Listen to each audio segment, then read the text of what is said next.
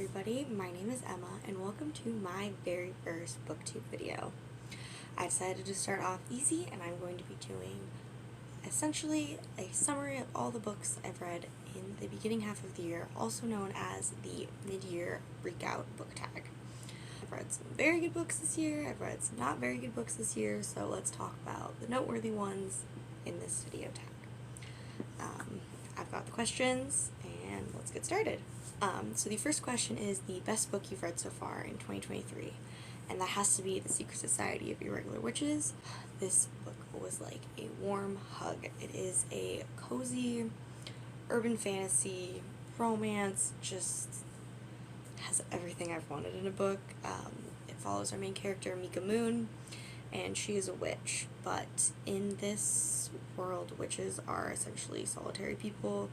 You don't have friends, you're not supposed to practice magic, much less practice magic with other witches. And so she's just always been alone her entire life. And one day she gets a proposition to come to a house somewhere. This book takes place in England, so geography, I don't know it.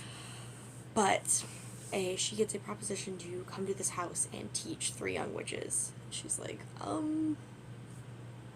witches aren't supposed to be together.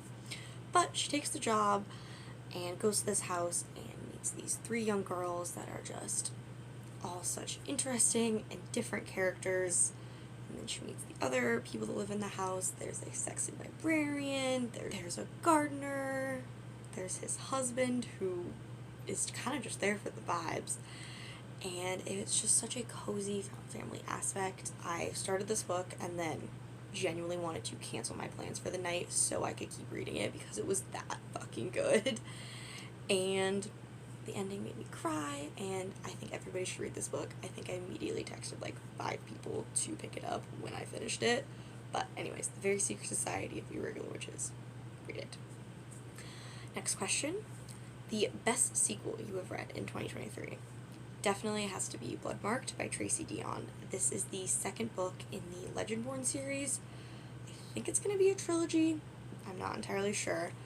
But this book follows Bree, a 16-year-old black girl. She's kind of dealing with a lot of grief. She just lost her mother prior to the start of the story. And she has just started at an early admissions program in, I believe, North Carolina.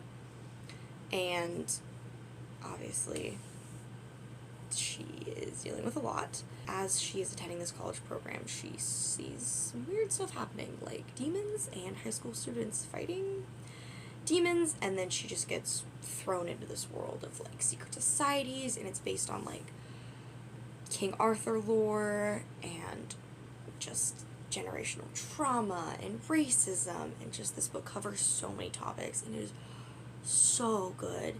And the 2nd book, just kind of going to use the events of the first. Obviously, I'm not going to talk about it because it would be spoilers, but I really recommend you read it. I pretty much read this book in one sitting, which, if you've read or seen these books, they are not tiny books. They are very thick books. And I stayed up until like 3 a.m. because I just could not stop because I had to see where this story went. Highly recommend this series, and I cannot wait for the next book. Question. New release you haven't read yet but want to. For me, that is definitely Love Theoretically by Ali Hazelwood. Ali Hazelwood is auto-read author for me. I have read all of her books up until right now, and once I found out this book was coming out, I immediately put it on hold for my library. I don't know what it's about. Just, it's Ali Hazelwood. I have to read it. I have it on my library app right now, and that's pretty much going to be like the first book I read in July. Is this one, because I know it's going to be so good. I know it's going to be good. It's Ali Hazelwood. All of her books have been hits.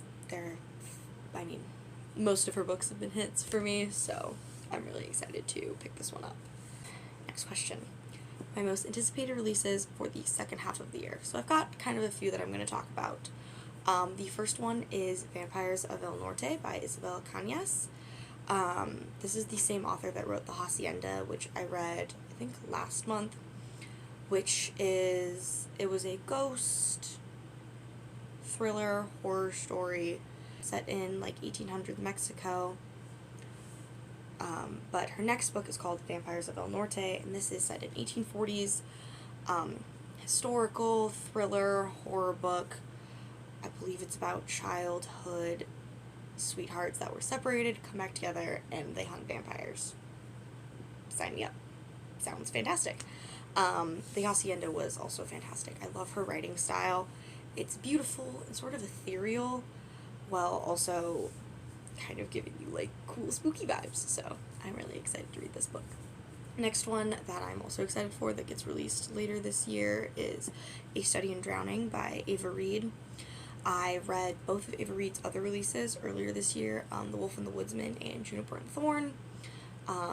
Both are standalone fantasy novels, kind of Hungarian Jewish mythology. Both were great books. I really like The Wolf and the Woodsman. That is where I would start with her series. And this is her first sort of dive into YA. Also, I'm not sure what this book is about. Ava Reid has definitely become an auto-read author for me this year, so I'm just excited to see where it goes from here. And the final book that I'm going to talk about for new releases the later half of the year is The Fake Mate by Lana Ferguson. I read Lana Ferguson's debut beginning of this month, I believe. It's called The Nanny. I'm sure you've probably heard of it. It was a weird book, silly fucking time, but her next book coming out is essentially a fake dating werewolf shifter urban romance, like urban fantasy romance, and that just sounds like a really fun read, so I'm putting that on my TBR for the later half of the year. Next question. The biggest disappointment that you read this year? Boy, have I read some disappointing books, but I think I've read a few books that kind of let me down this year, but I think the one that I hyped up the most in my head is My Killer Vacation by Tessa Bailey. I don't know what it is about Tessa Bailey, but her books are not good, but for some reason, I can't stop reading them. However, I had really high hopes for My Killer Vacation.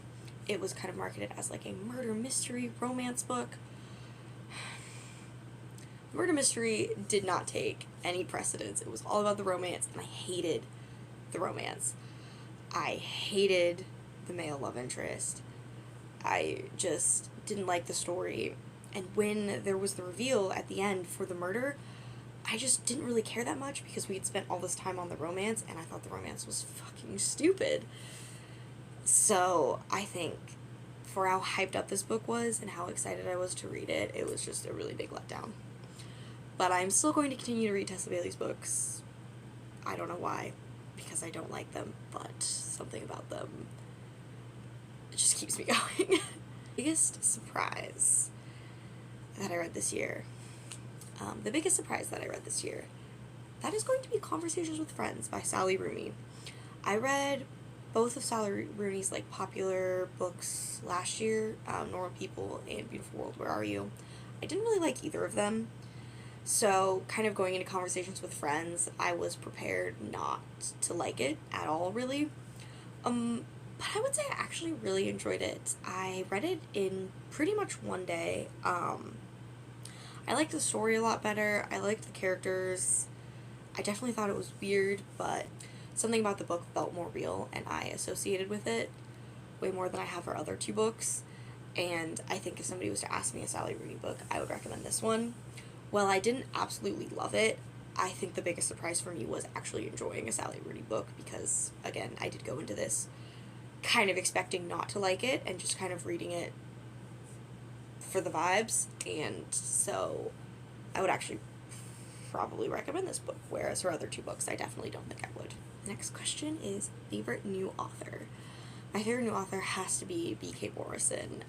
I read Love Light Farms back in March. It could have been December, but however. And I fell in love with the characters and the world and just... Anyways. B.K. Morrison is responsible for a romance series. They're all kind of like interconnected standalones, and they all focus on this small town of Inglewild. There are 3 books out currently, with a 4th coming out, I think in 2024.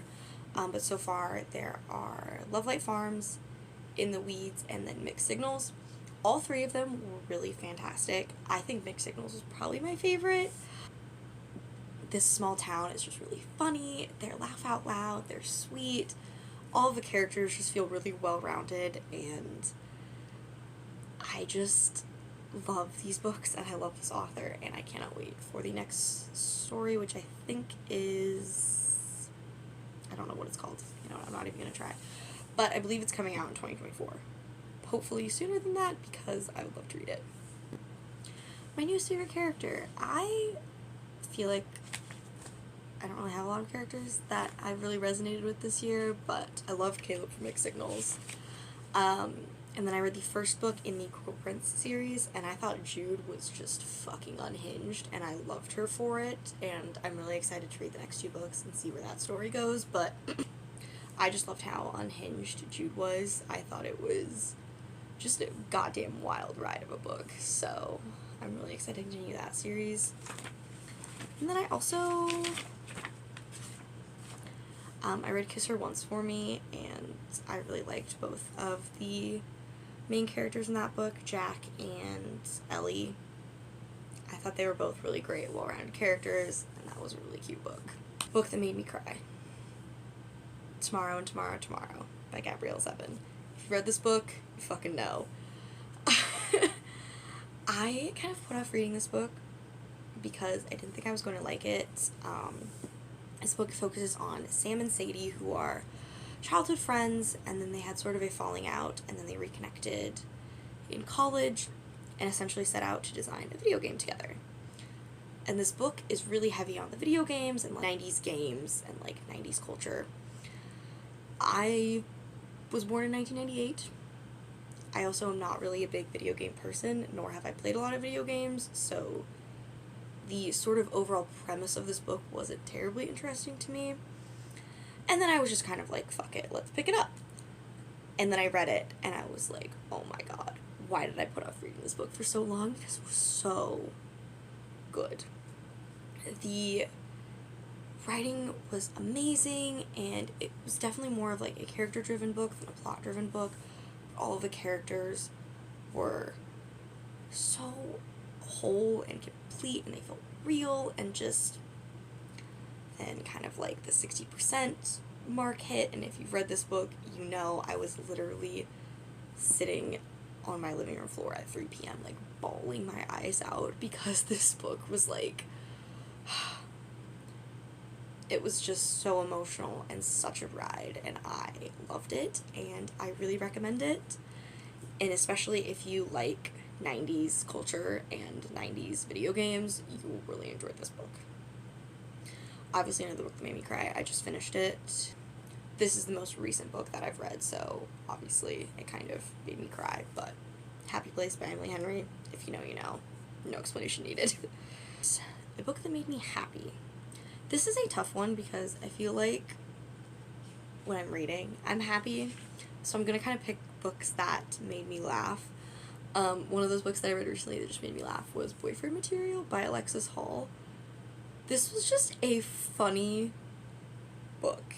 It definitely dealt with some heavier-ish topics, but when I was reading reviews for this book, because usually when I finish a book, I read reviews just for fun, and somebody wrote, this is the most quintessentially British book I've ever read, and I have to agree.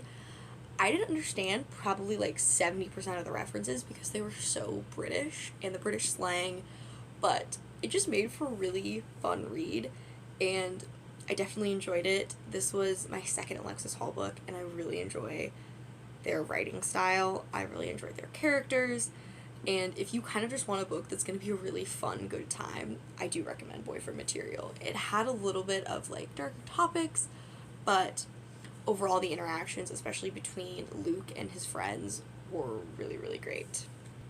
The next question is the most beautiful book you have bought this year or received. I actually get all my books from the library, so I don't really buy books, but I'm going to show you probably the most beautiful book that I picked up in the library that I haven't read yet, and that is Silenced by Anne Claycomb. I just think this cover is gorgeous, and I really did pick it up just for the cover, but I love these colors, and it's just really beautiful, and I don't know when I'm gonna get to read this book, but it sounds really, really good. It is, I think, like an urban fantasy, 4 women, 4 enchantments, 1 man. But he is no handsome princess. This is no sugar sweet fairy tale. So this just sounds like a feminist book about angry women, and those are some of my favorite things.